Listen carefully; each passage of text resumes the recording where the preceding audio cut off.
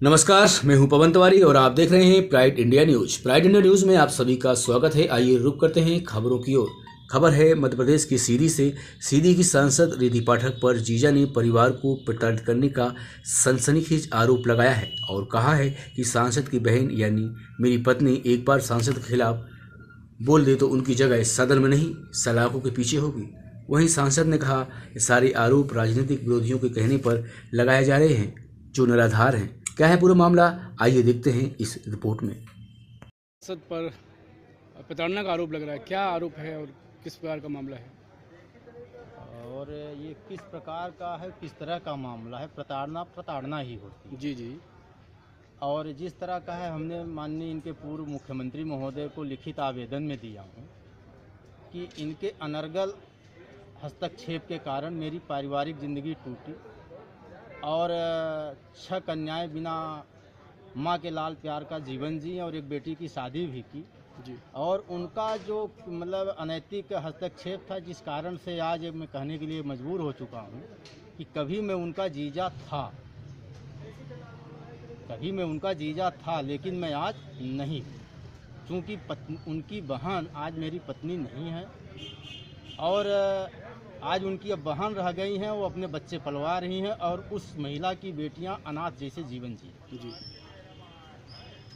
और प्रताड़ना कैसी है, यदि उनकी बहन को स्वाभिमान जग जाए कि मैं भी 6 बेटी की मां हूं और वो जुबान यदि अपनी खोल दे तो वो सदन में नहीं जेल में होंगी।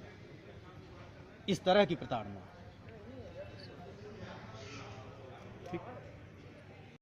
सीधी और सिंगरौली की यह सांसद रिद्धि पाठक जो पिछले 2013 में भाजपा से सांसद बनी और लगभग 1008 मतों से विजय हासिल कर सीट पर कब्जा किया।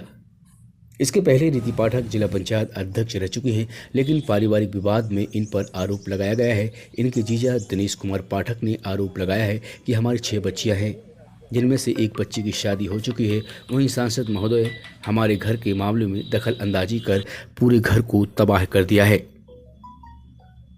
इनकी दास्तान किसी खलनायक से कम नहीं है। यदि हमारी पत्नी सांसद की बड़ी बहन जो इस वक्त अभी उन्हीं के पास रह रही हैं एक बार सांसद के खिलाफ मुंह खोल दें तो सांसद की जगह सदन में नहीं बल्कि सलाखों के पीछे होगी। वहीं सांसद रिद्धि पाठक का कहना है कि जब मैं राजनीति में नहीं थी तब पारिवारिक विवाद चल रहा था और अब राजनीति में सक्रिय हूँ तो इसलिए कुछ विरोधी हमारे जीजा का उपयोग कर रहे हैं और हमको बदनाम करने की कोशिश कर रहे हैं। बहरहाल सीधी सांसद पर उनके जीजा ने ही आरोप लगाया है। पीड़ित दिनेश कुमार पाठक की माने तो यह मामला हमारी 6 बच्चियों से जुड़ा हुआ है और सांसद महोदय हमारे घर में दखल अंदाजी कर हमारे घर को तबाह कर दिया है।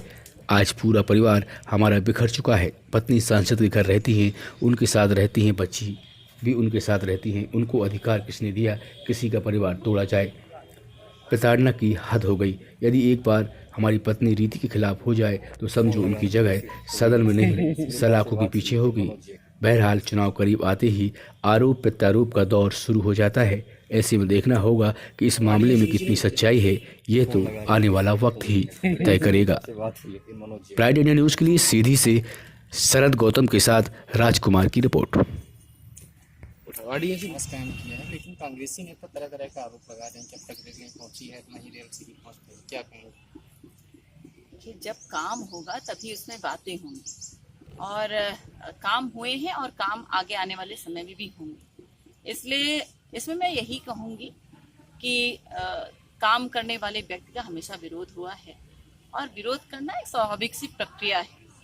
जो विकास की दृष्टिकोण से उन चीज़ों को नहीं देखता वो विरोध के ही दृष्टिकोण से उन चीज़ों को मानता है। इसलिए मैं इसको बहुत ही सहज प्रक्रिया मानती हूँ। आपके द्वारा जिले में जो काम किए गए हैं, जो विकास कार्य किए गए हैं, लेकिन आपकी पार्टी के नेता और कांग्रेस की पार्टी के नेता बोलते हैं सांसद द्वारा किसी प्रकार कोई विकास नहीं किया गया। मैंने कहा आपको ये सिर्फ उनके दृष्टिकोण का एक तरीका रहता है। मैं उनको उनके दृष्टिकोण और उनकी सोच पर आधारित चीजें मानती हूँ। पिछले साल चुनाव में आपने करीब 1,08,000 से जीत दर्ज की थी। इस बार क्या लग रहा है, कितना जीत हासिल हो पाएगी आपको? ये सबसे पहले तो मैं इस बात को पार्टी के आशीर्वाद पर जोड़ूंगी। पार्टी का आशीर्वाद रहा और जनता का स्नेह, साथ और विश्वास रहा अगर मेरे पास, तो निश्चित है, ये तय है कि 21 से दोगुने वोटों से जनता अपना आशीर्वाद मुझे जरूर देगी। आपके जीजा ने कुछ आरोप लगा रहे हैं विधायक और सोशल मीडिया में वायरल हो रहा है, क्या पूरी सच्चाई क्या है?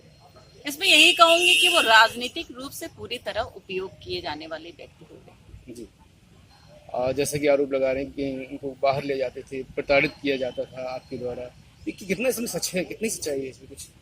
जब मैं राजनीति में नहीं आई थी उसके पहले से उनका ये पारिवारिक विषय चल रहा था और जो पूरी तरह से डिस्टर्ब था। और आज मैं राजनीति में हूँ और इसलिए इसको कुछ विरोधियों ने इस विषय को लेकर उस व्यक्ति का उपयोग कर लिया। आपकी पार्टी में ही सुनाई दे रहा कि विधायक से जो है आपकी नहीं बन पा रही है, क्या वजह है? कि भाई दोनों पार्टी, तो एक विधायक एक सांसद है, बावजूद इसके कल देखिए, एक घर में बहुत सारे भारतीय जनता पार्टी हमारे लिए परिवार की तरह है और एक घर में कई पारिवारिक सदस्य होते हैं, परिवार में रहने वाले कई सदस्य होते हैं। तो कभी मनभेद होता है, कभी मतभेद होता है, कभी कुछ विषयों में मेल होता है और कुछ विषयों को साथ लेकर आगे बढ़ते। तो कभी मिलना और कभी मतभेद रहना ये सामान्य सी प्रक्रिया है और ये कोई बहुत बड़ा विषय नहीं है।